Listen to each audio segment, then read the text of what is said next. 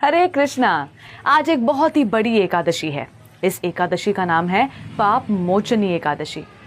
चैत्र मास के कृष्ण पक्ष में आने वाली ये शक्तिशाली और दिव्य पाप मोचनी एकादशी के नाम से ही स्पष्ट हो जाता है कि ये सारे पापों को हरने वाली है, उन्हें नष्ट करने वाली है। ब्रह्मांड पुराण में वर्णन आता है कि एक बार युधिष्ठिर महाराज भगवान श्री कृष्ण से प्रश्न करते हैं कि चैत्र मास के कृष्ण पक्ष में आने वाली एकादशी की महिमा क्या है और इस एकादशी व्रत के पालन से क्या फल प्राप्त होता है। भगवान श्री कृष्ण कहते हैं, हे राजन, आपने सभी जीवों के हित के लिए ये प्रश्न किया है। मैं इस एकादशी की महिमा का वर्णन करता हूँ, ध्यान लगाकर सुनिएगा। इस एकादशी के प्रभाव से मनुष्य के सभी पाप नष्ट हो जाते हैं और ऐसा व्यक्ति बहुत ही गुणवान और धार्मिक बन जाता है। प्राचीन समय में एक बहुत ही सुंदर फूलों से सुशोभित वन था, जहां कई बार देवराज इंद्र और अप्सराएं विहार करने आती थी।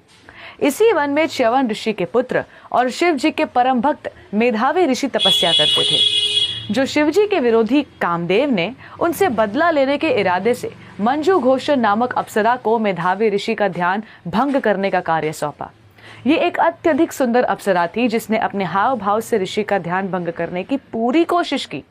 मन ही मन मंजू घोष ऋषि मेधावी का बहुत सम्मान करने लगी और उसे भय होने लगा कि कहीं ऋषि क्रोध में आकर उसे श्राप न दे दे। लेकिन हिम्मत जुटाकर मंजू घोष ने ऋषि को अपनी ओर आकर्षित किया और ऋषि भी उसके प्रेम में पड़ गए और अपनी घोर तपस्या त्याग दी। वे दिन रात इसी अप्सरा के साथ रमण करते रहते। एक दिन मंजू घोष ने पुनः देवलोक को प्रस्थान करने की अनुमति मांगी। इस पर ऋषि को बहुत क्रोध आया और उन्हें समझ आ गया कि उन्होंने अपना सारा वक्त मंजू घोष से आकर्षित होने में व्यर्थ कर दिया है। उन्हें आत्मज्ञान हुआ कि उन्हें पाताल लोक पहुंचाने का एकमात्र कारण मंजू घोष ही थी। अत्यंत क्रोधित होकर उन्होंने मंजू घोष को पिशाचिनी होने का श्राप दिया। जब मंजू घोष ने इस श्राप को सुना तो वो फूट फूट कर रोने लगी और विनम्र होकर वो साधु के चरणों में गिर गई और उनसे क्षमा मांगने लगी। अत्यंत दुखी अवस्था में कांपते हुए उसने ऋषि से श्राप मुक्त होने का उपाय पूछा। तब करुणामय होकर मेधावी ऋषि ने उसे पाप मोचनी एकादशी के व्रत का सख्ती से पालन करने की सलाह दी, जिससे वो किसी भी प्रकार की असुर योनि या पिशाच योनि से मुक्त हो सकती है।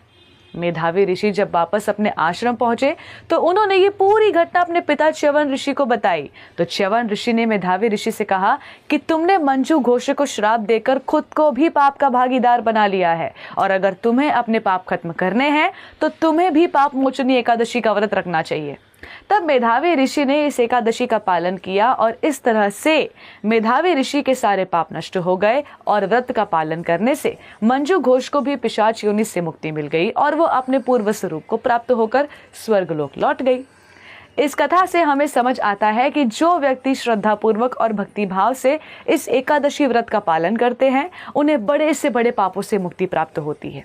इस कथा के श्रवण मात्र से उन्हें 1000 गौदान देने का फल प्राप्त होता है।